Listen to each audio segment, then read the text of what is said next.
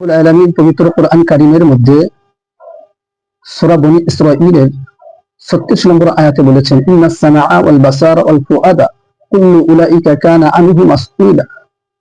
নিশ্চয়ই কাল কিয়ামতের ময়দানে হাসরের দিনে চোখ, কান, অন্তর এদের প্রত্যেকটি সম্পর্কে মানুষকে জিজ্ঞাসা করা হবে।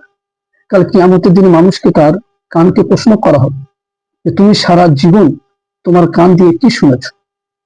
চোখকে প্রশ্ন করা হবে তুমি সারা জীবন তোমার চোখ দিয়ে কি দেখেছো।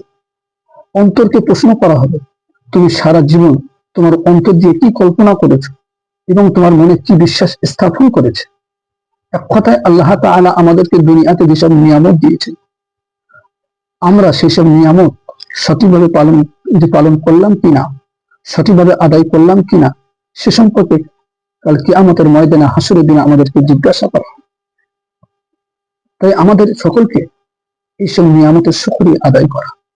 কেননা আল্লাহ রাব্বুল আলামিন বলেছেন, সুম্মা লাতুসআলুন্না ইয়াওমাইযিন আনিন নাঈম, অবশ্যই কাল কিয়ামতের ময়দানে হাসরের দিনে আমার নিয়ামত সম্পর্কে তোমাদেরকে জিজ্ঞাসা করা হবে।